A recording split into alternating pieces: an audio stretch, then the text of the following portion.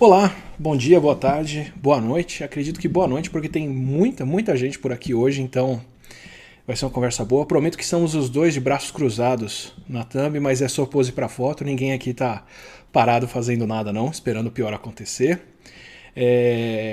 Acho que hoje quem se apresenta sou eu, pra quem não me conhece, prazer, Atila Marino, faço esse canal por aqui com o apoio do Serrapilheira, com o apoio do Estúdio 42, que eu tenho dado muito trabalho para eles têm me ajudado demais para fazer esses vídeos, com o apoio dos membros que estão fazendo o canal andar nesse período complicado. Obrigado demais para os membros também, para a Paloma que tem me ajudado por aqui. E para dar um panorama bem rápido, antes da gente ir para a conversa com o Drauzio Varela, que dessa vez acredito que eu não preciso apresentar para vocês aqui, que é um dos maiores especialistas que eu trago, mas esse é muito conhecido de todo mundo. Bom, estamos passando por um momento bem complicado da Covid. A gente vem falando toda semana nas lives por aqui. Essa semana em especial eu acho marcante porque começaram a sair os primeiros estudos de prevalência de Covid em populações. É aí que a gente começa a entender quantas são as pessoas que de fato foram infectadas pelo vírus. Não só quem tem ele agora, mas quem já pegou e já se curou e já passou por isso.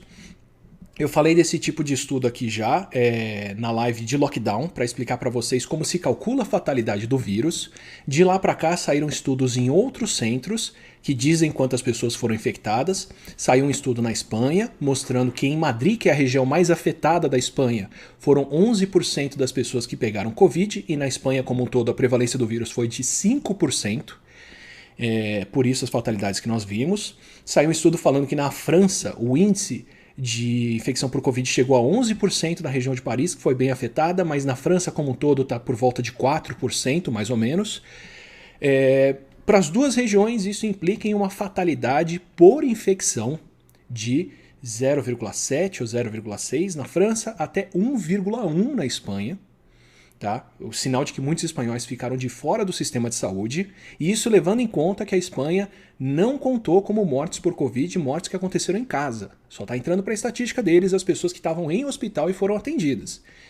O que reforça para a gente, por mais de um centro, que o vírus é isso tudo mesmo. Ele não é uma gripe, ele causa problemas muito sérios e, como eu digo aqui várias vezes, se a gente conta com imunidade de rebanho, imunidade coletiva, estamos abrindo mão de 1% dessas pessoas que vão pegar o vírus e aceitando isso, tomando isso como aceitável, o que eu em particular não consigo fazer, dado o número de vidas. Mas aqui no Brasil começaram a ser feitos esses primeiros estudos também.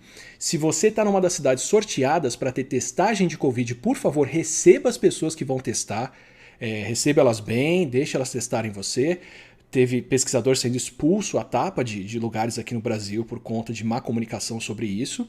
E os primeiros resultados que começaram a sair, prometo fazer uma análise bem mais a fundo quando isso de fato estiver exposto. Estou por enquanto pegando notícias, então essa informação pode mudar. É de que regiões muito afetadas como São Paulo, a cidade de São Paulo, estão em 5% de prevalência de Covid também, como foi o caso da Espanha toda, e que a região norte está sendo muito afetada. O Amazonas tem 11% de prevalência das pessoas com Covid, pelo menos em Manaus. Quer dizer que 11% das pessoas em Manaus pegaram Covid. Por isso o sistema de saúde ficou como ficou lá, por isso o colapso até do sistema funerário deles, e isso quer dizer que 1 em cada 10 pessoas em Manaus teve Covid ou tem Covid agora. Isso é um índice muito alto. Muito alto. E é sinal de que a gente tem um cenário muito difícil de contenção pela frente. Eu já tinha dado essa estimativa aqui antes, com base na proporção entre pacientes e mortes lá, mas agora de fato foi testado e se sabe que as pessoas têm essa prevalência, que é altíssima, que bate com os números, o que nos fala que as estimativas que pintam cenários bem complicados por aqui estão acertando. Só para dizer um pouquinho para vocês do que isso implica, a gente não está vendo as consequências dessa pandemia diretas para a saúde das pessoas e para o atendimento, porque temos um sistema de saúde aqui, por isso o convidado hoje, que dá conta de atender essa gente toda.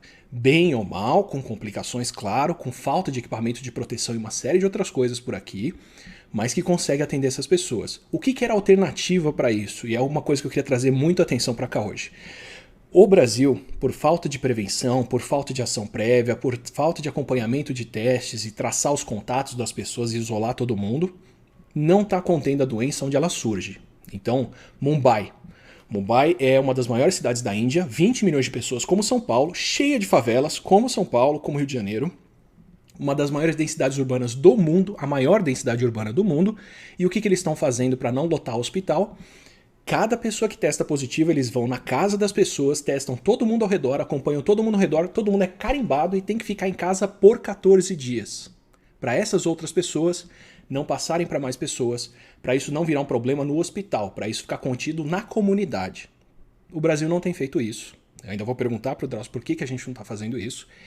E a gente está deixando essas pessoas irem bater na porta do hospital, irem bater no sistema de saúde, que por enquanto tem dado conta e está chegando no limite em muitas cidades, como eu falei na live do lockdown. Se não fosse esse o caso, se a gente estivesse dependendo de atendimento particular, isso seria muito mais caro.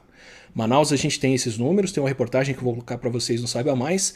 A rede hospitalar particular de Manaus, se você for para o sistema de saúde público, para o SUS, não puder ser atendido e quiser ser atendido no hospital particular, isso vai custar, se você precisar de UTI, entre 50 e 100 mil reais uma internação para Covid. Isso em Manaus. Nos Estados Unidos, que não tem um sistema de saúde público, é um dos poucos países do mundo que não tem nenhum sistema de saúde público, que não seja universal, a consulta para a Covid custa entre 7 e 3 mil dólares. E se você precisar ser internado, eu não estou falando de UTI, internado assim, precisa colocar a canulazinha e respirar no oxigênio, vai te custar entre 10 e 75 mil dólares. 10 mil dólares para quem está no Medicare, que é o sistema de saúde meio que universal que eles estão montando.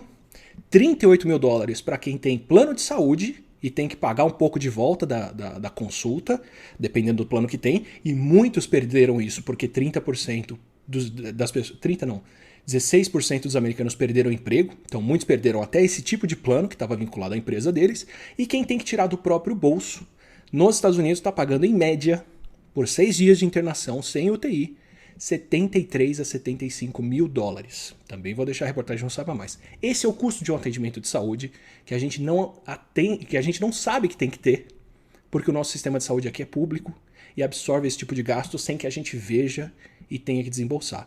Mas é isso que você tem que pagar se você precisa ser atendido diretamente. O que acontece é que a maioria não procura o hospital e quando procura já está no estágio muito avançado e precisando de internação direto. Então, para juntar essas pontas todas, falar um pouco sobre custo de saúde e como o nosso sistema de saúde é muito eficiente, apesar dos problemas e das deficiências, trouxe um convidado aqui, que é o Drauzio Varela.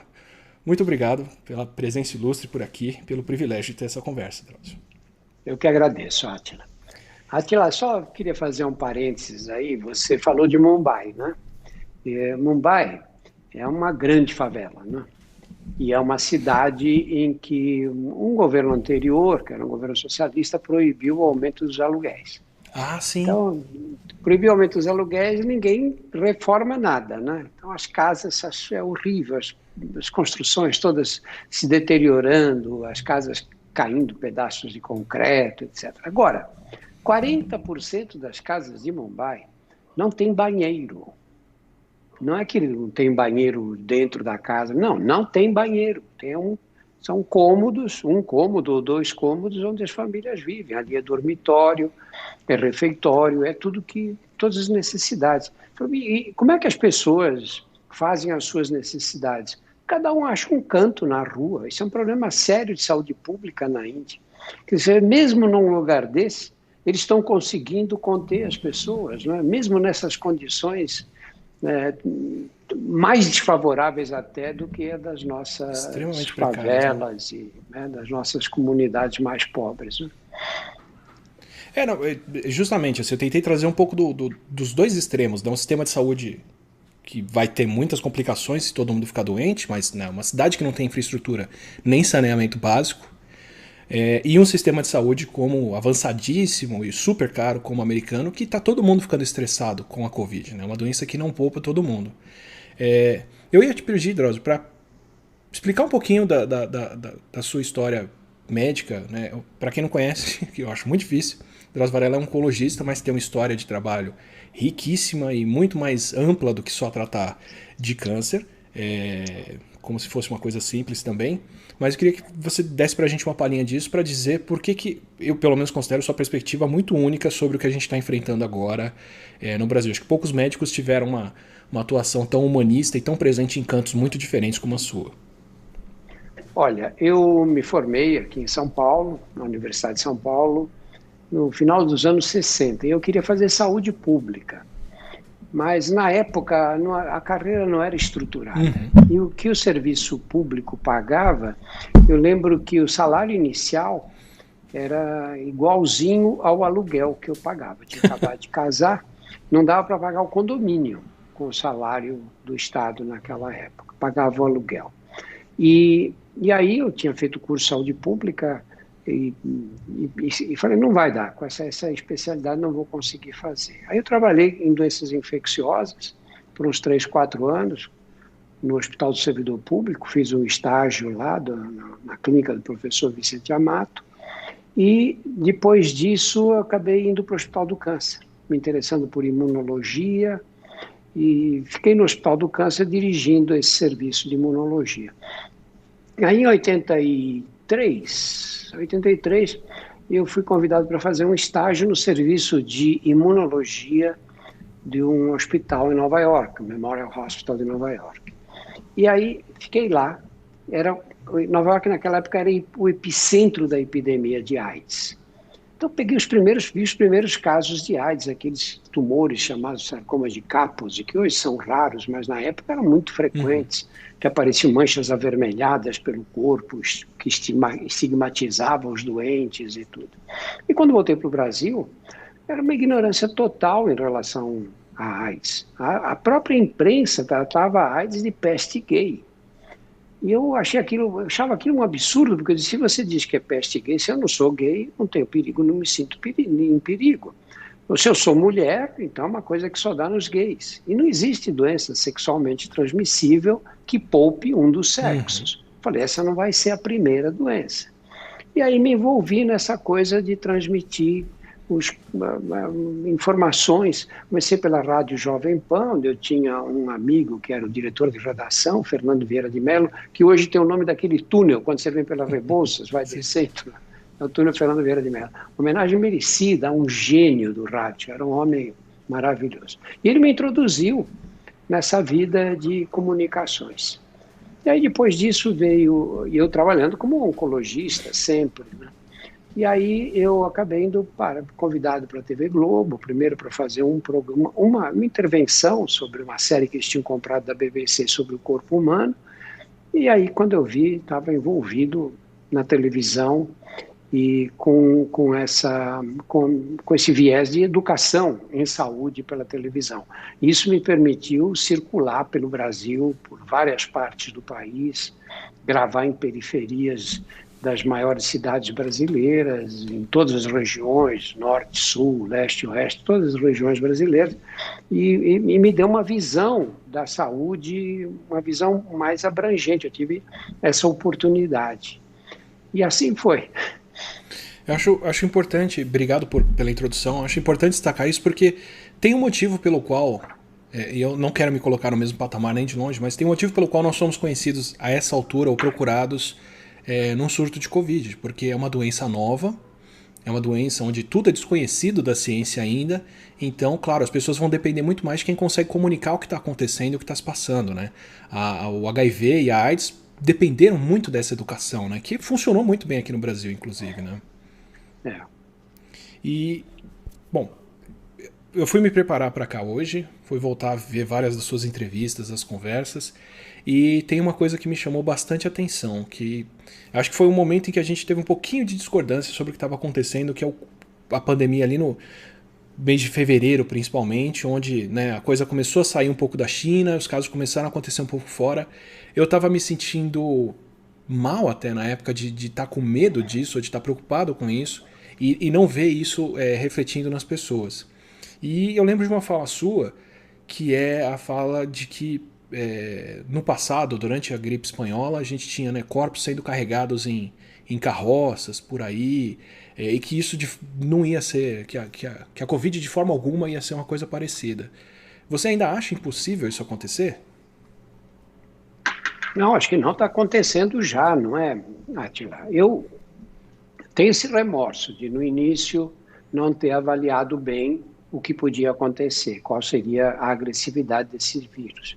Porque os dados que a gente tinha vinham da China Os dados chineses eram dados parciais, e a única coisa que a gente sabia é que depois dos 80 anos de idade, 80 anos, é o que eles diziam, né?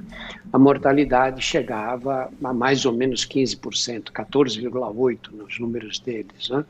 E que não morria ninguém abaixo de 40 anos, era 0,2%, 2 em cada 1.000. Bom, eu não consegui enxergar o que ia acontecer. Mas a única atenuante que eu tenho é que o Anthony Fauci, que é quem coordena toda a parte de infectologia nos Estados Unidos, também não enxergou. Sim, sim. Ele também disse que ia ser um resfriado, um pouco mais do que isso, né? E os países do Ocidente também não se prepararam. Imagina, a Itália, aquela região norte da Itália, tem uma movimentação grande com a China, porque ali está a indústria da moda chique italiana, né? E os chineses têm muitos interesses nessa área, então está toda hora chegando gente da China. E a Itália não entendeu, tanto que começou a epidemia, começou a morrer gente, e o prefeito de Milão foi contra o isolamento. Ele foi contra, ele falou, não tem que continuar com essa coisa de que a economia tem que andar, como se fosse possível a economia andar no meio de uma epidemia. Sim, né? sim. E aí ele acabou voltando atrás, e aí nós começamos a ter ideia do que era essa doença. Isso aconteceu lá pela metade de fevereiro, Foi, né? quando os médicos italianos começaram a gravar vídeos, colocar na internet, e você começou a tomar consciência de que é uma doença muito grave. Agora, nós tivemos da metade do mês de fevereiro até agora, até começarem os casos, o caso do Brasil, o primeiro caso foi no finalzinho de março, né? Foi o primeiro caso. Nós tivemos tempo para nos preparar. Sim. Depois fica fácil analisar, né? Mas era um desconhecimento da doença. Você lembra, Átila, que no dia que a Itália adotou o isolamento social no norte do país, a Espanha fez uma passeata na comemoração do Dia Internacional da Mulher. No mesmo dia, juntaram-se 200 mil pessoas no centro de Madrid. Já era março, nós estávamos aí no meio da epidemia italiana. Os italianos lidando, são vizinhos de porta com a Espanha, né? E a Espanha deixando uma passeata reunir 200 mil pessoas, não é? Então, aí que a gente tomou consciência, né? E aí realmente eu fiquei assustado, como você também, como tantos outros, né? Mas essa visão meio ingênua do início da epidemia, enquanto ela estava só ela acontecia apenas na China, essa visão eu realmente tive, muitas pessoas tiveram, sim. O que não é grave, é um erro, mas o grave foi que as autoridades de saúde pública do mundo não se prepararam para isso. Olha, o vírus chegou nos Estados Unidos bem depois do que chegou na Itália, e na Espanha, e na França, nos países europeus, e na Holanda, não é? Você imagina que quando surgiram os primeiros casos em Nova York, sabe o que faltava em Nova York? Faltava máscara. Sim, sim. Faltava máscara no país mais rico do mundo e na cidade mais rica do mundo, centro financeiro do mundo inteiro, não tinha máscara. Eu tenho uma filha que é médica e trabalha em Nova York, num lugar, num hospital de uma universidade muito conhecida, e não tinha máscaras. Não havia máscara para usar, porque tudo vinha da China, essa coisa de terceirizar, né? Para camiseta, tudo bem, né? A camiseta vem da China, chega baratinho, para que nós vamos fazer camiseta aqui no Brasil? Tudo bem, se não tem camiseta, eu uso outra coisa. Agora, como é que você entrega nas mãos de um outro país a produção de gêneros que são de primeiríssima necessidade? Máscara cirúrgica, respirador. Podíamos fazer isso no Brasil? Reagente. A gente faz avião e vende para o mundo inteiro. Avião não pode fazer um aparelhinho que faz o quê? Aperta, empurra o ar, solta, empurra e solta. Não somos capazes. Eu queria trazer um pouquinho disso, nem para apontar erros, porque para deixar claro para as pessoas que é uma situação dinâmica e que a gente está entendendo agora o problema, né? Várias complicações, vários fatores. A gente estava falando que não devia se usar máscara Eu incluso, até o mês de março, meio do mês de março para frente. Agora a gente vê a diferença que faz máscara, né? Mas mais para mostrar como é difícil, no meio da turbulência, reconhecer o que são sinais ou não. Né? Tem N outras epidemias de problemas respiratórios que já aconteceram na última década que a gente nem ouviu falar. E que se eu tivesse dado ouvidos e tivesse transformado num pânico, seria um alarmismo que não teria motivo, né? Eu acho que se deu bem de lá para cá quem levou a China a sério e se preparou mais cedo. Taiwan, Vietnã, Coreia do Sul, que são países que passaram pela SARS, né? Mas quem estava vendo de fora... eu lembro que em fevereiro eu li uma reportagem de um inspetor da OMS falando do que ele viu em Wuhan e que ele tinha... que ele viu não sei quantos pacientes com respiração extracorpórea. E aí me deu um frio na espinha, porque eu falei, putz, se a China tem UTI, não conhecia o sistema de saúde chinês, nem conheço, com equipamento para fazer respiração extracorpórea, quer dizer que a letalidade que eles estão vendo é essa mesmo ou maior aqui, né? Quando a coisa vier. Quer dizer, a gente foi descobrindo no curso da doença, né? Olha, você pega uma situação que a gente de cara achou que estava dando a informação correta. O que a gente dizia? Você começa com febre, mal-estar, dores musculares, não vai para o hospital. Não vai para o hospital e parecia lógico. Por quê? Porque você vai levar o vírus para dentro do hospital, vai aumentar o risco de infectar contatuantes e o pessoal da área da saúde, e os hospitais vão ficar abarrotados de gente e não vão ter como lidar com tanta gente, o que é verdade. Tudo bem. Então, qual era o critério? A linha de corte. Desculpa. A linha de corte, qual é? A linha de corte era quando você começar a sentir falta de ar. Não era isso? Então, sentiu falta de ar? Vai para o hospital. O que a realidade mostrou para nós? Essa realidade ninguém nos contou, nós aprendemos sozinhos. Que tinha gente que chegava andando no hospital dizendo que estava com um pouquinho de falta de ar. Eles mediam a saturação, que deve ser, o normal é acima de 95%, a saturação de oxigênio, e aquele aparelhinho, né? Você põe o aparelho na mão, o oxímetro, e ele te dá a saturação. E tinha doentes que chegavam com 80, 82, 78, que é um estado muito grave de falta de oxigenação, que a pessoa pode morrer. E você perguntava, está com falta de ar? Um pouco.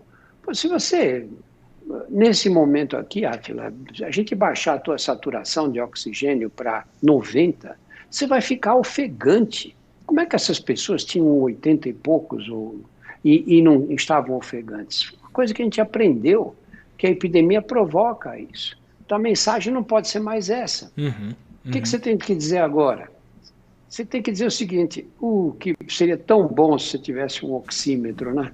Porque aí você chegava na unidade básica de saúde, ou o agente de saúde que batesse na sua porta, o agente comunitário, ia lá medir a tua saturação e te deixava o oxímetro lá. Você vai, olha, vai medindo a oxigenação, se isso aqui cair abaixo, sei lá, estabelece uma linha de corte, 93%, 92%, aí você vai para o hospital. Mas nós não temos oxímetro também. E os agentes de saúde não têm nenhum oxímetro, esses que vão de porta em porta. Então, nós não conseguimos organizar a nossa atenção básica. Nós temos um dos melhores programas de saúde pública do mundo, que é o chamado Estratégia Saúde da Família. É o agente de saúde que vai de porta em porta. E esse programa não é pequeno, é citado como um dos melhores do mundo pelos técnicos internacionais. Hoje, nós cobrimos 2/3 da população brasileira, tem um agente de saúde, um agente comunitário que bate na porta.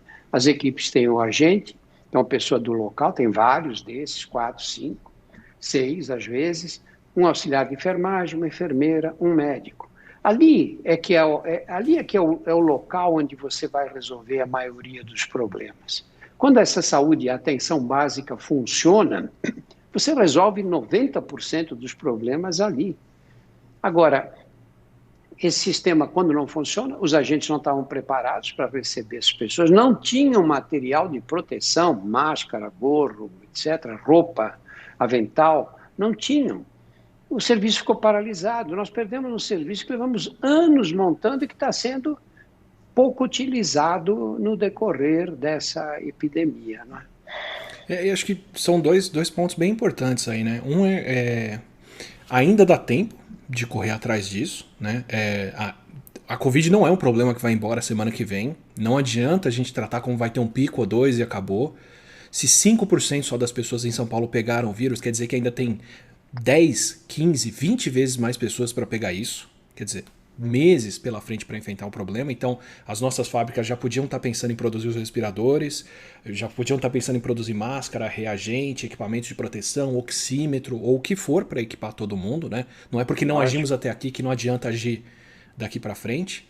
E eu queria fazer um pouquinho desse contraste entre o sistema de saúde de fora e o sistema de saúde brasileiro para mostrar essa diferença, porque, de fato, o sistema de saúde americano é um sistema caro, né? Um sistema feito para gastar muito, né? Tanto que tanto eles quanto hospitais particulares no Brasil estão tendo problemas agora porque a fonte de renda secou. Porque não tem mais ninguém buscando cirurgia, não tem mais ninguém buscando um atendimento diferente, não tem mais ninguém fazendo check-up médico e por aí vai. E para um hospital particular, isso falha o hospital. Enquanto para um sistema público, ele é, de certa forma, imune a esse estresse. Né? Na verdade, ele se beneficia de não ter que atender essas pessoas agora e poder focar a atenção em Covid. Né? Quer dizer, além da gente ter esse tipo de sistema de saúde que é muito mais bem preparado agora para ser interligado, se comunicar, trocar pacientes entre centros do que uma rede de hospitais particulares que não se conversa, ainda temos esses agentes. Né? Explica um pouquinho mais do que eles fazem, da diferença entre deixar a pessoa precisar ser internada, descobrir que está sem oxigênio e parar direto na UTI e cuidar dela em casa, e por que a gente não está usando essas pessoas agora? Olha, esse programa, Estratégia de Saúde da Família, tem vários anos e vem sendo aprimorado. São equipes que recebem salários e elas são constituídas dessa forma. Tem um agente que atende, o certo era que ele atendesse 1.000 famílias, não é? Mas cada equipe atendesse 1.000 famílias, aqui está atendendo 3.000 famílias, mas tudo bem. Mas você consegue resolver os problemas ali, onde eles surgem. Porque a maioria dos problemas começa de forma simples. Uhum.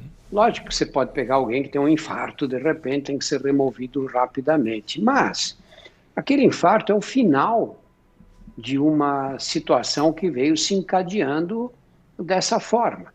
Eu lembro que uma vez numa UTI, na Cleveland Clinic, nos Estados Unidos, que é uma clínica muito conhecida por tratamento de doenças do coração, estava escrito assim, there is no sudden death, não há morte súbita. Eu fiquei com aquilo, como não há morte súbita? Lógico, é cheio de gente que morre de repente, mas tinha um significado mais profundo que eu não alcancei naquele instante.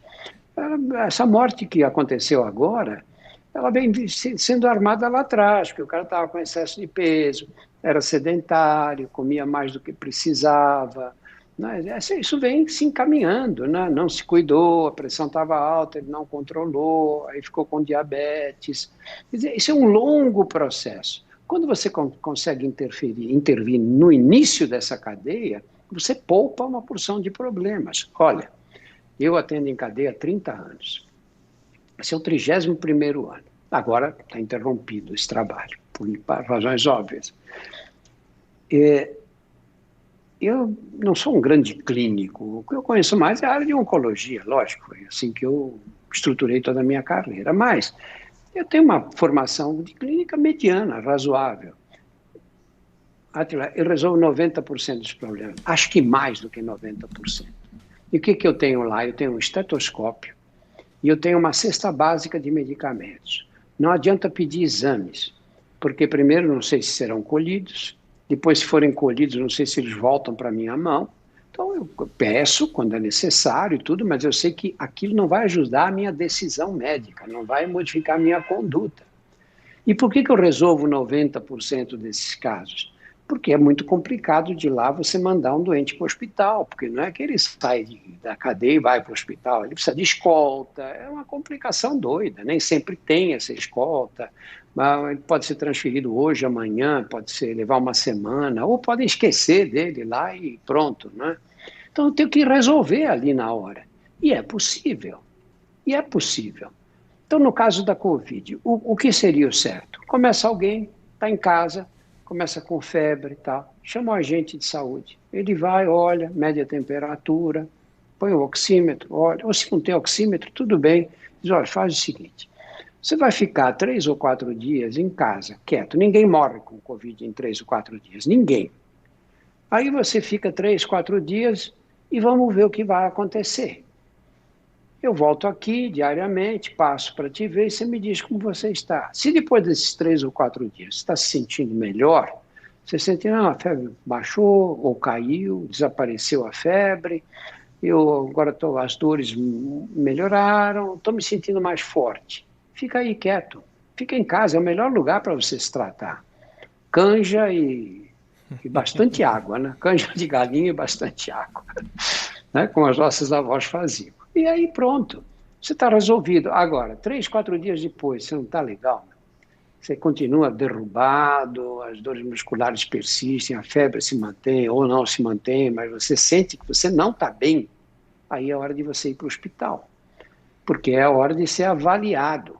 Mas nessa história, quantos você já impediu que procurem assistência médica diretamente num pronto-socorro? Milhares, a maioria dos casos. Então você vai encaminhar para a unidade básica de saúde só esses que pioraram um pouco. E na unidade vão ser avaliados e aí transferidos para um hospital.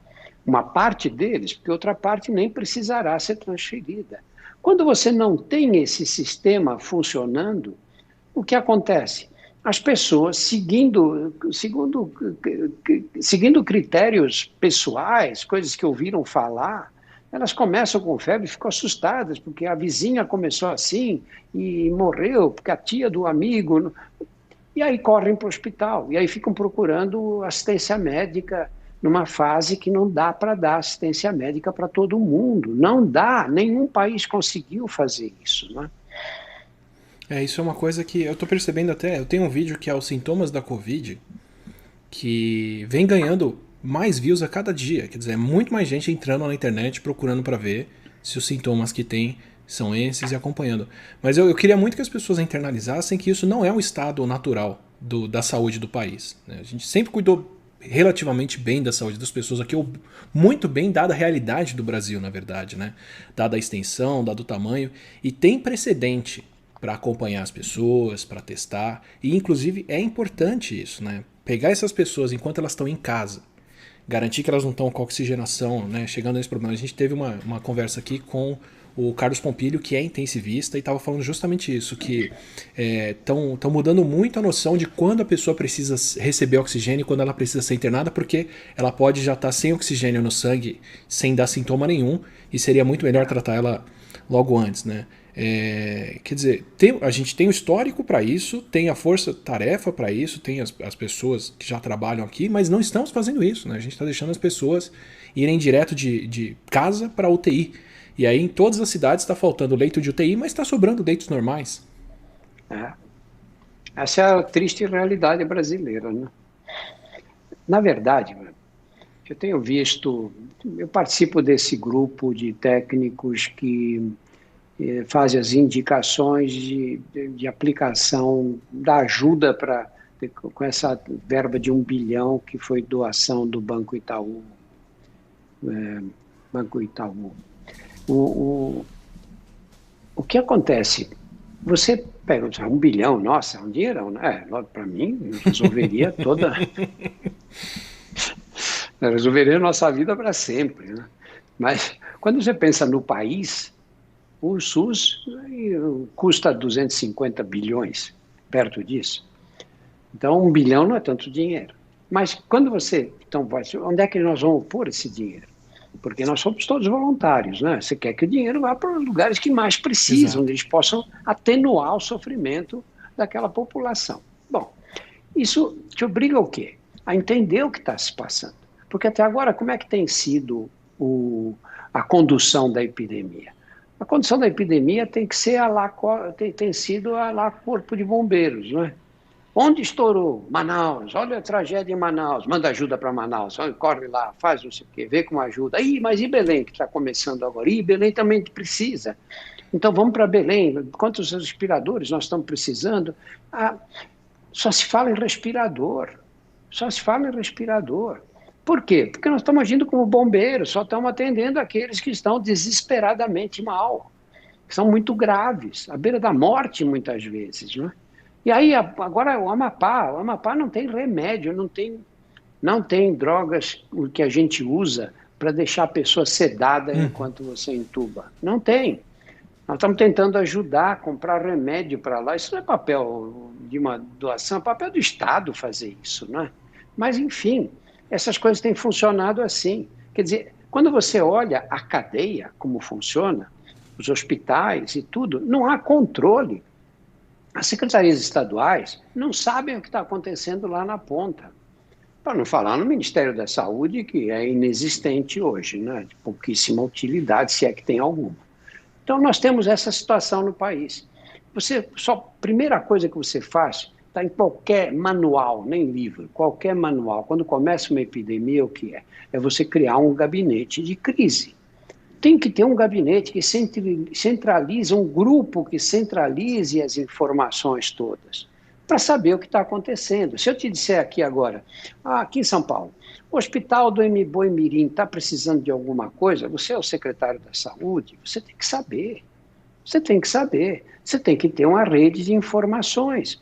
Tem que haver uma comunicação de cada hospital, de cada lugar que está ali atendendo os doentes na ponta. Eles têm que se comunicar para quem está na organização geral, que é a Secretaria da Saúde, poder dizer, olha, ali está precisando de máscara. Esses daqui estão bem de máscara, mas ali falta respirador, aqui falta luva, aqui, quer dizer, como é que você faz? Como é que você organiza o sistema todo?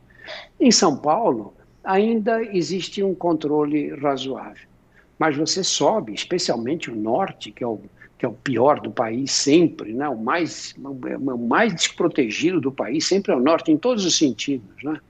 A gente ainda tem aquela imagem da pobreza do Nordeste, lógico, tem pobreza. No Norte é pior, bem pior. Então você pega essas... Não existe essa coisa assim, não existe esse controle. E esse controle é o fundamental.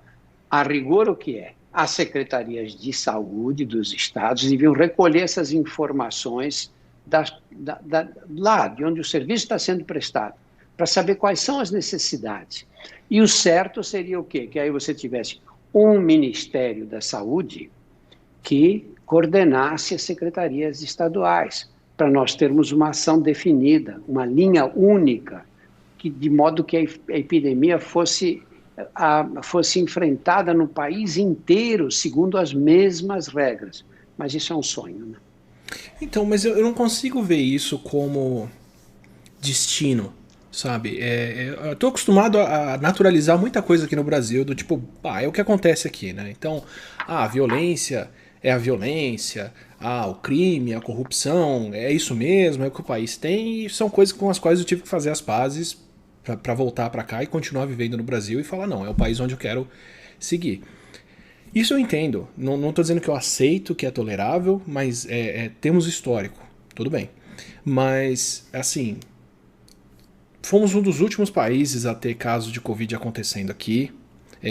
Eu entendo a Itália tomar um susto com alguém vindo da Alemanha com o vírus e não da China. E aí começando o surto lá. Dou um desconto menor para a Espanha fazendo eventos, enquanto a Itália estava passando pelo que estava passando. Mas mesmo assim, né, entendo países asiáticos tomarem um susto com as pessoas vindo com Covid para lá. Poucos países fizeram como a Tailândia, que tinha um comitê de emergência desse montado, como Taiwan, que tinha um comitê de emergência desse montado, dia 20 de janeiro ainda. Já estavam comprando máscaras, teste, montando rede de equipamento e teste, contato e leito em 20 de janeiro. Eu entendo que os países europeus não conseguiram fazer o mesmo. Mas uma vez que eles descobriram o problema, o que eles fizeram foi tranca, fecha, vai todo mundo para casa e os casos caíram até aqui.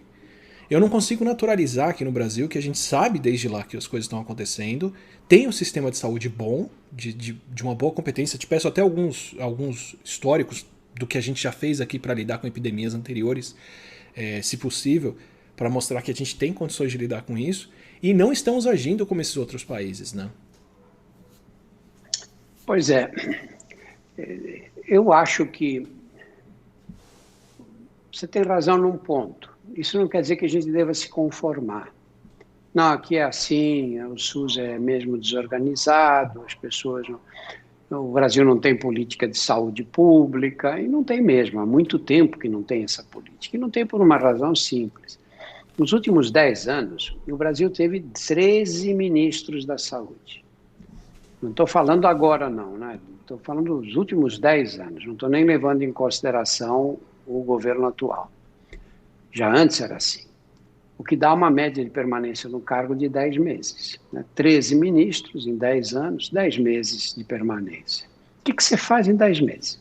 Quando você começa a entender a estrutura do ministério, você é trocado. E a escolha é por critérios políticos e não técnicos. Não é que você diz, bom, quem são os grandes sanitaristas no Brasil, quem é a gente que tem experiência maior. Não, esse tem que ser do PSD, o outro tem que ser do Centrão, o outro tem que ser de... Esse é o critério. Então, como é que você vai estruturar o SUS? O SUS tem ótimos... Brasília, o Ministério da Saúde tem ótimos profissionais. Gente muito bem preparada, com pós-graduação, com cursos no exterior. Não é falta de... Nós não somos a Venezuela. Nós temos gente preparada, capaz de fazer, de tocar programas importantes e tudo, não é? É que fica essa coisa, porque isso que existe no Ministério, existe nos estados também. As secretarias de saúde, quem é o secretário de saúde de grande parte dos estados brasileiros? Faz parte do arranjo político ali. E as prefeituras idênticas, mesma coisa. Então, você perde o controle de como funciona o sistema de saúde. Acho que agora nós estamos começando a ter. Essa epidemia está mostrando isso. Por exemplo, nesse grupo nosso aí, nós temos o primeiro passo qual foi? Foi de colaborar com as secretarias da saúde, não para substituí-los de jeito nenhum, mas para colaborar na formação desses comitês. Sabe? Esses comitês para dizer, bom, precisamos entender quem é que está precisando do quê. E eu acho que isso vai ficar. Isso tem uma chance boa disso permanecer, esse tipo de organização, depois que a epidemia terminar. Eu acho que porque ela é essencial. Eu acho que a gente fica no pior dos dois mundos aí, que é... No pior e no melhor até, mas temos técnicos... pessoas competentes o suficiente para reconhecer o tamanho do problema e ficar inconformado com ele, né?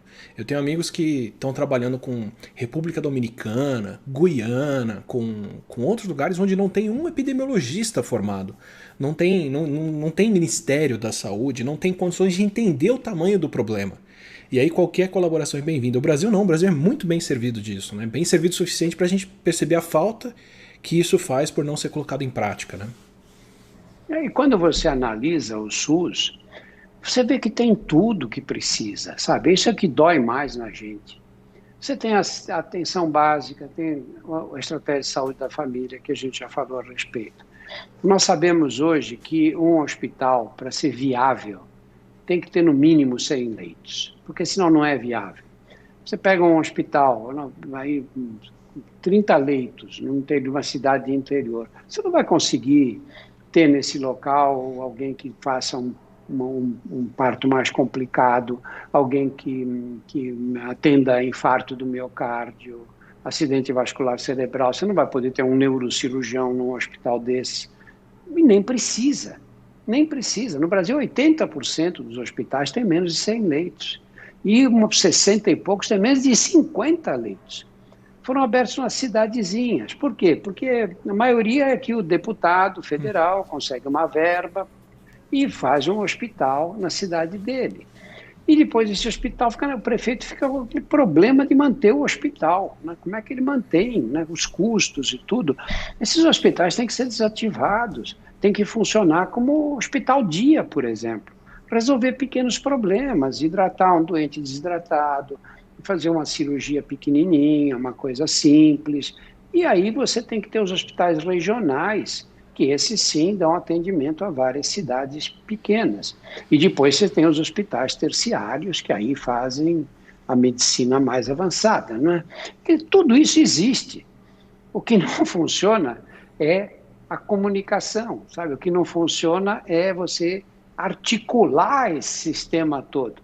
de modo que você só tem uma porta de entrada. E a porta de entrada onde é? É lá atrás, é na atenção básica. Na Inglaterra, o NHS, você tem uma dor de garganta, você fala, eu preciso ver um otorrino, tá louco, você não vai ver, não. Você vai ver o GP, que eles chamam de General Practitioner, é o clínico geral. Ele vai olhar a tua garganta, receita um antibiótico, acabou. Aí você está com essa dor de garganta, ele olha, vê que tem um tumor ali. Aí sim, aí ele vai te encaminhar para o especialista. Lá você não consegue uma consulta com um especialista nem na medicina privada. Você tem um plano de saúde na Inglaterra, acho que só 10% da população tem, ou talvez nem, mas é ao redor disso. Você não consegue, fala, não, quero ver um especialista, porque eu estou com um problema na próstata, quero ver um urologista, sei lá. Você vai passar pelo clínico, que vai ver se há necessidade vai de ter que escalar, né? Aqui, o que acontece aqui? Aqui você, e acontece com o pessoal de convênio também, de plano de saúde, mesma coisa. Aqui você está com problema, você está com uma dor de garganta, você vai na unidade básica, não te atendem, marcam para daí a 4, 5 dias, você vai, mas estou com a dor agora, você vai para o pronto-socorro. E aí, quando você está naquela fila no pronto-socorro, vai a televisão ali, e você se queixa para a televisão, eu estou esperando há 3 horas, aí o outro, meu pai está aqui, coitado, sentado numa cadeira até agora, e essa fica a imagem do SUS. As pessoas, o brasileiro acha que o SUS é essa imagem dos pronto-socorros. Se você for para aquela porta do pronto-socorro, põe um médico decente ali, ele vai tirar 90% daquelas pessoas, não tinha que estar naquele lugar, né?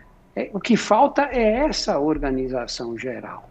Não é difícil fazer, é que precisa vontade política, né? Precisa o governador, precisa o presidente da República, precisa o prefeito, nos 3 níveis, ter uma política mesmo. Como é que nós vamos organizar essa bagunça, né? Porque organizando isso, nós vamos passar a ter um atendimento muito melhor para a população.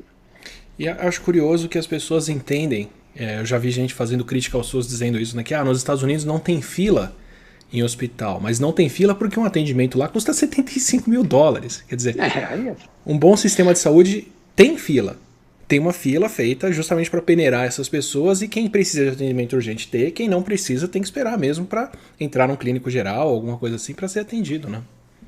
Evidente, né? Não dá para dar tudo para todo mundo o tempo todo, né? A gente tem essa visão equivocada também. E essa coisa de você ter colocado na Constituição que saúde é um direito cidadão e um dever do Estado, não termina aí. Depois ele diz, dadas as condições, e continua. Mas o pessoal só guarda essa primeira frase, né? Eu acho que infantiliza, sabe, o cidadão. Quer dizer, eu não tenho nenhuma responsabilidade com a minha saúde, é um dever do Estado, então eu bebo, eu como tudo que me oferecem, passo o dia sentado, faço sexo indiscriminadamente, e quando eu ficar doente é o Estado que tem a obrigação. É questionável isso, né? A obrigação é primeiro do cidadão. O Estado está ali para ajudá-lo, para prestar assistência, no caso dele ter um problema de saúde que ele não pode evitar. Essa é a situação ideal. Essa é a situação ideal. Se você puder evitar, é muito melhor para você e para o Estado. O Estado não existe, é o quê? É a comunidade, são os que pagam impostos, né? Que no Brasil são todos, né? Todos pagam imposto. Você compra 1 quilo de feijão, tem um tremendo imposto ali. Inclusive desproporcionalmente para quem compra mais dessa forma, né? E um pouquinho ainda sobre o interior, a gente está nesse momento no Brasil agora com a Covid, em que a doença está indo para cidades menores, para cidades com menos habitantes, e pelo menos por São Paulo eu posso falar isso, mas é o que eu tenho visto para todos os outros estados, é um problema que está sendo transferido para o interior também, né? Então, por exemplo, a grande São Paulo não lotou todos os leitos de UTI porque mandou parte desses pacientes para hospitais de referência fora de São Paulo, que agora tem leitos sobrando, mas daqui a pouco vão precisar deles, né? São Luís, no Maranhão, entrou em lockdown, fechou a cidade, porque saturou os leitos de UTI. Muita gente pegou a estrada e foi embora de lá porque não quer ficar trancado em casa. São pessoas com Covid também, que vão levar a Covid para cidades menores. Para São Luís, eu não estou dizendo que isso é proposital, vantagem, porque essas pessoas não vão ficar doentes lá e não vão precisar das UTIs deles. Né? Uma consequência que os beneficia, vou colocar dessa forma. Mas para o interior vai ter gente precisando, só que são hospitais pequenos. Como que você vê esse futuro? Porque comunidades aqui, tudo bem, a gente falou disso direto. Em todo vídeo aqui eu preciso trazer isso porque é a realidade do Brasil. Favelas e outros lugares são muito impactados e vão continuar sendo, especialmente se a gente negligencia dessa forma. E o interior do país? As cidades menores dos estados e tudo, como que você acha que isso vai desenrolar lá? Porque ainda não chegou essa grande realidade. O vírus vai atingir todo mundo, não vai chegar em todos os lugares. Ele veio da China, imagina. Veio da China para cá, levou o quê? 3 meses para chegar aqui? Imagina, você não vai sair de São Paulo para daqui a 200 quilômetros ou 500 quilômetros. É evidente que isso vai se disseminar pelo interior também. E aí você tem 2 problemas. O estado de São Paulo ainda tem uma estrutura de saúde pelo interior que eu diria que tem uma qualidade bem razoável. Uniforme, bem razoável. Pelo menos, né? Bem razoável. Você tem alguns centros universitários, com USP, com Unesp, inclusive com faculdades de medicina particulares, agindo em hospitais públicos, atendendo em hospitais públicos. Então, existe ainda um pouco de estrutura, mas você sai aí pelo Brasil, estrutura nenhuma no interior. Então, esse vai ser o grande problema, e eu acho que aí a epidemia vai mostrar a sua face mais cruel, porque vai pegar cidades que não tem nenhuma UTI. Olha, você pega o Amazonas, Manaus, está passando por isso tudo. Olha o interior do estado do Amazonas. O estado do Amazonas é um grande país, é enorme, absurdo o tamanho do Amazonas. Tem cidades do tamanho de país, né? Pois é, o Amazonas tem, as distâncias são de centenas de quilômetros, milhares de quilômetros, dependendo da localização. Então, e não tem nada, zero. Pega aquela cidade, eu conheço um pouco a região do Rio Negro, lá que já fui muitas vezes para lá. Você sobe o Rio Negro e vai passando naquela cidade, Barcelos, Santa Isabel, Novo Airão, zero, nenhum leito de UTI, nenhum. Você chega em São Gabriel da Cachoeira, que é a última cidade do Rio Negro. São Gabriel tem 40 mil habitantes, 80%, 90% são indígenas que moram em São Gabriel, a cidade mais indígena do Brasil. E São Gabriel recebe os indígenas que descem daqueles rios todos que vão na direção da Colômbia e da Venezuela. E a cidade tem um hospital que é tocado pelo Exército, aliás, muito bem administrado, mas tem 6 leitos de UTI. 6 leitos de UTI. Só que ali, aquela região, São Gabriel é aquela região chamada de Cabeça do Cachorro. Você olha o mapa do Brasil, assim para a esquerda, lá no alto para a esquerda, e a fronteira desenha a cabeça de um cachorro mesmo. Aquela região tem o tamanho de Portugal. E tem um hospital com 6 leitos de UTI. Né? Imagina isso, multiplica isso por centenas, talvez por milhares de municípios. Né? Nós vamos ter ideia aí da gravidade desse problema todo. Eu puxo, só para pegar uma estimativa, para o Amazonas, aqui é uma projeção de um grupo de estudo de Washington, que bate com as projeções brasileiras, mas eu estou puxando coisa de fora para o pessoal não achar que tem algum viés aqui, querendo levar a doença em qualquer direção. Amazonas, eles estimam que o Amazonas precisa atualmente, o estado todo, de 4 mil leitos hospitalares, 4.800, entre 3 mil e 10 mil leitos, na verdade. São 1.020 leitos no estado existentes. E para uso de UTI, eles estimam que o estado agora precise de 1.000 leitos de UTI, entre 700 e 2.000 leitos, na verdade, e o estado inteiro conta com 40 leitos. Então, precisa de construção de hospital, precisa de construção de leito de UTI de emergência, mas é uma corrida sem fim, é construir a parte mais cara do processo para resolver o problema depois que ele já aconteceu, né? A gente está correndo atrás do gasto mais difícil que tem de fazer, né? Por falta de prevenção. Mas você veja, né, Átila, o que aconteceu nesses anos todos, né? O Brasil era um país muito pobre, muito pobre. E começou a produzir, começou a ver o agronegócio, o Brasil expandiu, a indústria melhorou de qualidade, e nós fomos deixando a saúde de lado, né? Fomos esquecendo da saúde. E, na verdade, fomos entregando a saúde na mão de gente incompetente, na mão de dirigentes inescrupulosos. E foi isso, esse descaso todo. Agora nós estamos pagando. Agora que precisava de um sistema de saúde ágil, né, que funcionasse direito, mesmo que sem muitos recursos, mas daria para minorar um pouco mais essa tragédia que o Brasil está enfrentando, né? Quando eu olho a epidemia e penso essas coisas todas, e analiso devagar, eu acho que nós vamos permanecer, não sei se já não somos, mas vamos ser o epicentro da epidemia mundial no Brasil. E vamos ter dezenas de milhares de mortos aqui. Não vejo outra alternativa. Eu não consigo ser otimista nessa coisa, dizer, não, a população mais jovem, não. Olha, nós temos um problema sério, que é a obesidade no país. A gente não sabia que a epidemia, ou que a doença ficava muito mais grave nas pessoas obesas, e que existe um tropismo do vírus pelas células adiposas. Ah, é? Não sabíamos disso. Eu não sabia até agora. Pois é. Agora você olha os jovens que morrem de Covid. Ele não tinha doença nenhuma, não tinha pressão alta, não tinha diabetes. Olha o tamanho deles. Olha nas UTIs. Eu ainda conversei com uma colega que estava tendo um hospital com 100 leitos de UTI. Eu falei, olha, conta desses 100 leitos para mim.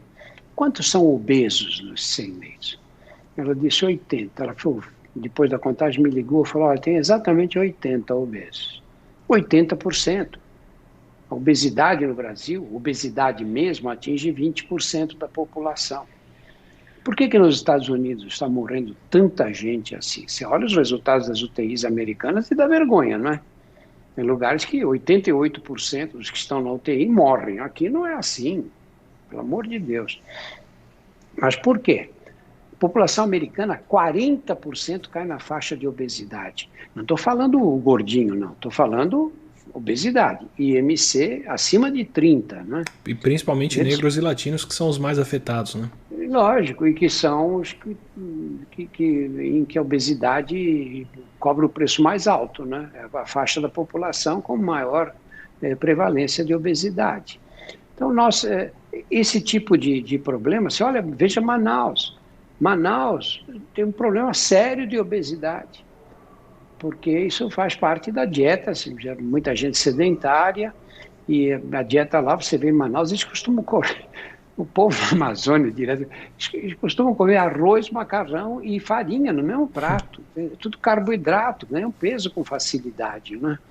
E depois isso vai ter um impacto no final. Então nós temos uma série grande de problemas aí que vão nos levar além da epidemia, da facilidade de transmissão do vírus, vão causar as características e vão fazer com que a epidemia adquira características que serão puramente brasileiras. Eu não tenho sua experiência profissional, muito menos esse conhecimento de Brasil para extrapolar dessa forma o que a gente encontra aqui, mas eu sei que em qualquer país que a doença está sendo controlada, ela diminui o número de... Uma vez que você cria o pico, não passa por ele, você faz ele, reduzindo o contágio. Uma vez que você passa por esse pico, a queda de casos, ela leva muito mais tempo do que a subida, né? Então, se você perdeu 15, 20 mil vidas subindo e começou a curvar lá em cima, ainda tem muitas outras vidas para se perder nessa descida, né? França, Itália, Espanha, que são os países que já passaram, que fizeram o próprio pico, como eu disse para vocês, foi só 5% das pessoas que pegaram lá, no máximo com o país como um todo, ou seja, não foi o curso natural da doença que chegou no alto e caiu. São países que com 200 mil casos, que é o que a gente registra agora, registraram por volta de 40 mil mortes.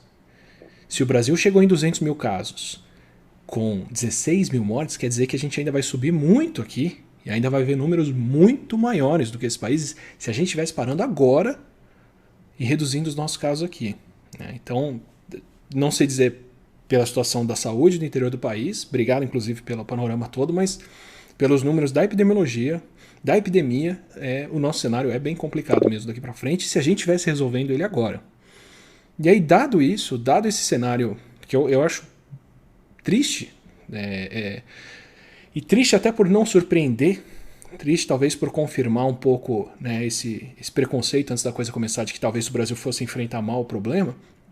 Como que você vê esse movimento de negação agora da ciência e da realidade, assim, de gente que fala que mata menos do que gripe, que não vai ser um problema, que fica minimizando o que está acontecendo ou que questiona a importância de quarentena quando todos os países que estão resolvendo o problema estão resolvendo na base da quarentena e qualquer outra coisa, e até de médicos, às vezes, que participam desse tipo de movimento que, sinceramente, não encaixa na minha cabeça como que alguém que salva vidas consegue incorporar um discurso que promove morte, assim. Olha, se você analisar historicamente, Átila, em todas as epidemias que assolaram a humanidade no passado, você tinha exatamente os mesmos problemas. Você tinha uma xenofobia, você vê a gripe espanhola. Parece que a gripe espanhola, na verdade, começou nos Estados Unidos. E os soldados, na Primeira Guerra Mundial, levaram a gripe para a Europa. Só que as autoridades faziam o quê? Negavam, porque senão ninguém queria ir para o exército, né? E eles esconderam. Quando a epidemia chegou na Espanha, a Espanha era neutra, não participou da Primeira Guerra Mundial, e ali havia mais liberdade de informação. E aí o mundo tomou consciência de que existia a tal gripe, que ganhou o nome de gripe espanhola, quando devia chamar gripe americana. Mas, enfim, você tem sempre isso, a negação, gente que diz que não é tão importante, que morre um ou outro, mas que as pessoas morrem mesmo, a gente nasce e morre, e que a vida é assim, que não tem jeito, que vai morrer gente mesmo, e a gente tem que se conformar. Sempre aconteceu, sempre. E você tem médicos que fazem o mesmo raciocínio. E aí você tem dois tipos de pessoas. Você tem aqueles que são desonestos intelectualmente, que se negam a enxergar a realidade, e você tem aqueles que são ignorantes. Não é porque o cara se formou médico que ele tem cultura em medicina. Ele pode ser uma pessoa mal preparada, que não tem uma visão, não tem formação científica, porque uma coisa é você se formar na profissão, outra coisa é você adquirir uma formação científica nas faculdades, depois desenvolver esse tipo de formação, Posso falar a mesma essencial. coisa por todas as áreas, física, química, matemática, biologia, tem muita gente que se forma, mas não adquire uma formação científica, né? Pois é. Então, esses acreditam politicamente, ou tem uma visão, sei lá de que jeito, a gente não consegue nem pensar nisso, né? E aí fazem essas coisas que a gente vê, cometem esses desmandos todos, né? A verdade é que no Brasil nós ficamos numa situação muito complicada, porque a epidemia foi politizada, né? E isso é muito ruim, nada pode ser pior, porque aí você adota medidas de acordo com as suas preferências políticas. Você votou no atual presidente, você tem que ser contra o isolamento e a favor da cloroquina. Olha que loucura, que ponto nós chegamos. Por que isso vira um pacote, né? Pois é, aí você votou contra o presidente da República, aí você é contra a cloroquina também, e é contra e a favor do isolamento. Como assim? Ninguém para pensar um minuto. Nós temos uma doença que se transmite com muita facilidade. Se ficar muita gente doente, isso é repetido toda hora, né? Chega nos hospitais, não tem como atender. Morre muito mais gente do que precisa. Se você disser, não, mas e a economia? Eu tenho que ativar a economia. Como é que você vai ativar a economia com as portas dos hospitais lotadas de gente morrendo? Como é que você vai ativar? Eu não vou sair na rua, e muitos outros não vão também, vão ficar com medo.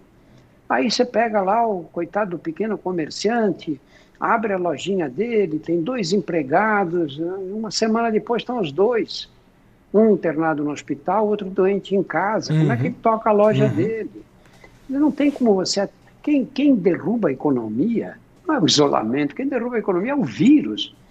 Tanto que você pega os países da Europa, todos vão ter 5%, 7%, 8% de PIB negativo esse ano. Incluindo a Não é Suécia, que não parou e não fez isolamento, incluindo, não está na Europa, mas o Japão, que não quis adotar isolamento no começo e adotou por um curto espaço de tempo, todo mundo contraindo. todo mundo contraindo. Você vê a Suécia, que vergonha, um país como eu estudei na Suécia há um tempo. Você vê um país com aquele serviço de saúde maravilhosamente bem organizado e tudo. E aí só faz uma coisa dessa da cabeça dos dirigentes. Não, aqui na Suécia não, aqui deixa as pessoas circularem. Olha o que está acontecendo lá. O país que mais morre gente na Escandinávia é a Suécia, né? E com isso eles vão evitar que o PIB sueco caia? Não, vai cair, acho que 7, 8% no cálculo. É um.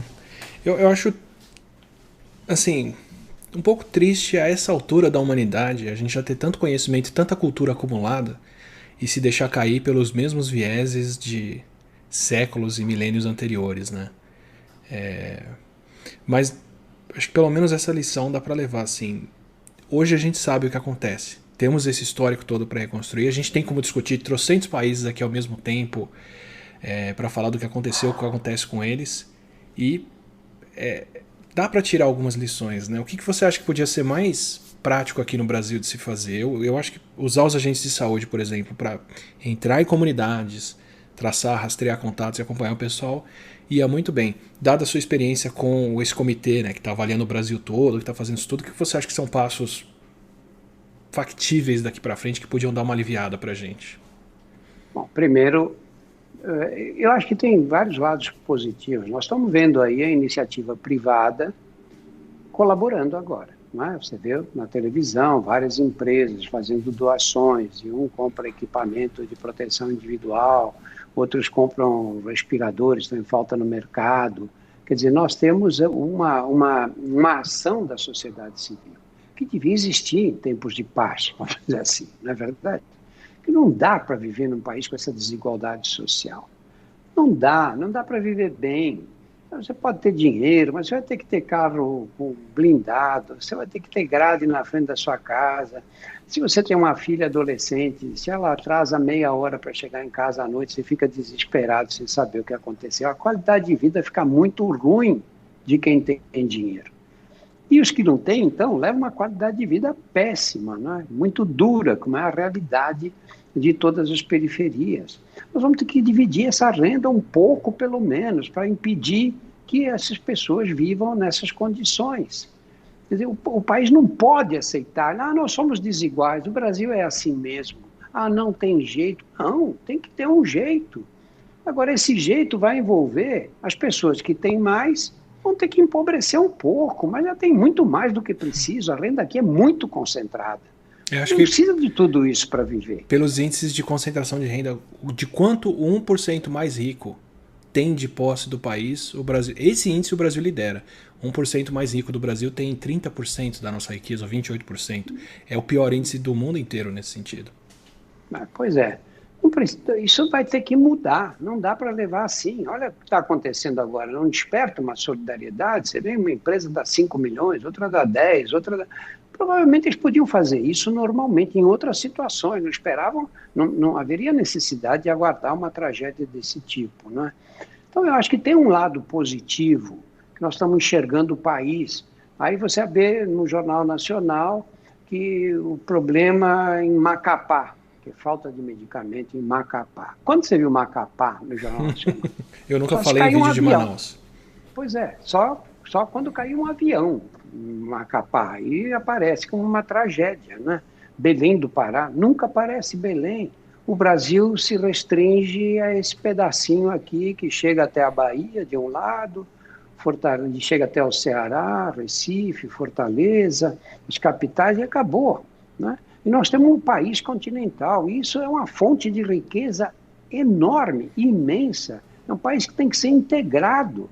Nós temos que levar em conta as nossas diferenças regionais e temos que estar olhando o país todo. E a saúde é a única forma civilizada, né, você levar a saúde para todos.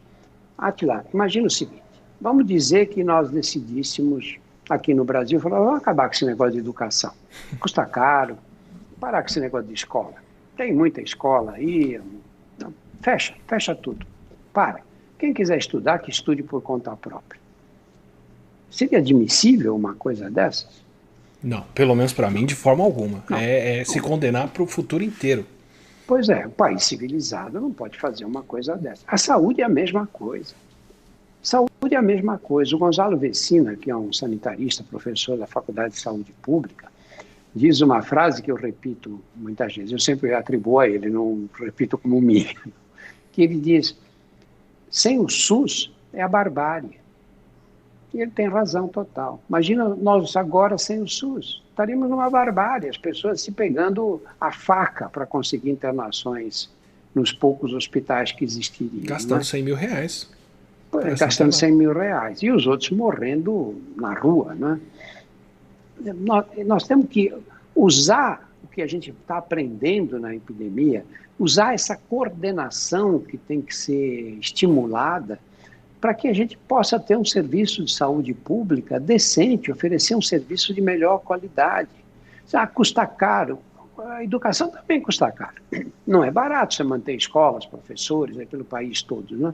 E ninguém pensa em acabar com a educação ou em tirar todos os recursos, o máximo de recursos possível da educação. O SUS, nos últimos 15 anos, perdeu 20 bilhões. 20 bilhões foram retirados do SUS. Pô, isso faz falta. Não tem cabimento uma coisa dessas. Né? Numa hora como esta faz muita falta. Ainda mais quando tudo tem que ser importado, né? Pois é, não podemos nos iludir, não é? Você tem uma visão que, não sei, que eu acho bem realista desse problema todo. Isso vai ser grave, vai morrer muita gente ainda, porque nós não vamos ter estrutura. Esse é o começo da epidemia no país. Está começando agora. O primeiro caso foi praticamente abril, vai. Nós estamos aí com 1 mês e meio de epidemia só. Isso vai durar mais tempo. E vai atingir lugares mais vulneráveis. Cidades pequenas, de interior, que não terão recursos, que terão dificuldade até de transporte dos doentes para cidades maiores. Não vejo com otimismo a situação da epidemia no Brasil. Vai passar, lógico, todas passaram, né? Mas ela vai deixar um rastro de tragédia. E a gente nem sabe qual vai ser o rastro de longo prazo, né? As sequelas das pessoas com isso. Físicas mesmo, né? Estamos arriscando muita coisa. Não, a gente não sabe o que vai acontecer daqui a 2 anos, 1 ano, 6 meses. Não tem esse tempo de observação. É engraçado, eu ouvi essa fala para a educação, mas acho que se aplica perfeitamente à saúde. A educação é cara, mas muito mais caro é conviver com ignorantes, né? Saúde é cara, mas é muito mais caro conviver com doentes, né? Especialmente no país que tem doenças infecciosas. Não, e uma doença como essa tem uma característica diferente das outras. Porque, por exemplo, você tem, sei lá, vamos pegar a doença de Chagas. O inseto te pica e o coração começa a sofrer. Mas eu moro, sei lá, em Ipanema ou no Jardim América. Não tem esse barbeiro, esse inseto. Então, tudo bem. É uma coisa que vai pegar os pobres lá, né? Aí não. Enquanto tiver gente infectada, eu que não tive contato com o vírus, estou correndo risco. Essa coisa de dizer, não, mas agora está indo mais para as camadas mais pobres. A gente ouve gente que diz isso, né? Mas enquanto tiver um infectado, você está correndo risco. Enquanto tiver infectado na China. Enquanto tiver infectado. Infelizmente. Mosquito a gente extermina por bairro e não convive com o problema. Respirar, ninguém deixa de respirar, não. Né? Pois é. Alguma consideração para o pessoal do que eu não falei, do que ficou faltando, o que você acha importante da gente levar dessa conversa toda? Olha, a gente faz essas entrevistas, eu faço muitas, você também, e a gente sempre sai, depois delas, com a sensação de que não falou coisas que eram muito importantes. Eu acho que elas são necessariamente incompletas. Sim. Você fala de umas coisas e é aquilo que você acha que tem importância naquela conversa e ficam faltando muitas outras, né? Muitos outros aspectos e tudo. Elas não conseguem abranger tudo porque é um problema de alta complexidade esse, né? Perfeito. Obrigado pelo tempo, Drauzio. Obrigado pela conversa excelente aqui. Obrigado pelo seu trabalho fantástico. Com certeza é uma fonte de inspiração tremenda desde o Carandiru, que que foi o primeiro livro descrevendo alguma situação de saúde do Brasil que eu li, que me cativou demais, há mais tempo do que eu gostaria de lembrar que eu li. Obrigado por essa conversa toda. Para quem quiser acompanhar, tem o site, o portal do Drauzio, os perfis todos em redes sociais, a gente vai deixar tudo no Saiba Mais. Vocês estão produzindo um material excelente, constante por aqui. Parabéns pelo estudo, parabéns pelo trabalho no comitê também. Acho que é importante, na falta de uma ação coletiva federal, é importante cada um fazer o que pode para suprir essa demanda, né? Vai ser manca, mas é necessária, né? Então, ação particular, ação dos estados, ação municipal, a gente faz o que pode aqui para tentar segurar o circo se o pilar principal não segura a tenda, né? Obrigado por tudo, de verdade. Eu que agradeço, Átila, e os parabéns a você pelo trabalho maravilhoso que você faz, né? Um trabalho solitário, quieto, mas de análise científica muito bem feita. Obrigado. E é por isso que você tem essa credibilidade toda, né? Não é à toa. Espero que ela esteja servindo para as pessoas ficarem em casa. Obrigado de verdade. Gente, para encerrar um pouquinho a conversa aqui, eu só queria puxar uma coisa, e eu prometo liberar vocês. A fala do Drauzio sobre o Ministério da Saúde me lembra muito uma fala de um astrônomo que eu entrevistei. Estava falando sobre órbitas de planetas fora do sistema solar, e ele estava estudando isso no Chile. Eu perguntei por que no Chile, se aqui tinha observatórios. Ele falou, não, porque o meu planeta ele leva 4 anos para fazer uma órbita, e eu preciso do mesmo ministro da ciência durante esses 4 anos para poder fazer a observação toda. E aqui no Brasil, em uma órbita, a gente já trocou de ministro algumas vezes. Na ciência isso vai deixar a gente um pouco ignorante. Na saúde isso está deixando a gente muito mais comprometido nesse momento, né? Acho que... Eu não sei se isso ficou muito claro. Eu estou falando isso em toda a live, eu vou falar isso de novo agora. Eu só queria deixar esse recado. Nada do que a gente está passando aqui é sorteado na roleta. Nada disso acontece ao acaso. A doença surge ao acaso, ela circula por uma série de motivos, isso a gente não tem como controlar. Mas estamos num país continental, a 9ª maior potência do mundo, que tem muita riqueza, muita infraestrutura, muita gente competente treinada aqui e que foi poupado dessa doença por alguns meses. Então, tempo para agir, conhecimento para agir, exemplos que podemos seguir, nós temos. O cenário em que a gente se encontrar no futuro, não chegamos lá sem querer, não chegamos lá à toa. Foi uma gestão que nos conduziu até lá, que sabe da situação, e uma gestão que eu digo é de qualquer coisa, gestão de saúde, gestão política, gestão municipal, estadual. Lembrem disso depois. Lembrem disso depois, porque não estamos aqui ao léu. Estamos aqui conduzidos. Queria terminar agradecendo ao Drauzio, a todo mundo do portal do Drauzio, o Jeff, a Mariana, todo mundo que trabalha super bem lá, que é muito amigo e que me deu esse privilégio dessa conversa. Queria agradecer ao Estúdio 42, que tem feito a arte toda aqui e aguentado o trabalho todo que eu gero para eles. Obrigado ao Serrapilheira pelo apoio, aos membros também. Perguntas, dúvidas, tem redes sociais, tem o Reddit, tem os cantos todos para pergunta que vão aparecer na tela de crédito aqui. A gente se vê numa próxima live. Muito obrigado pela sua atenção. É um privilégio enorme estar aqui falando com vocês.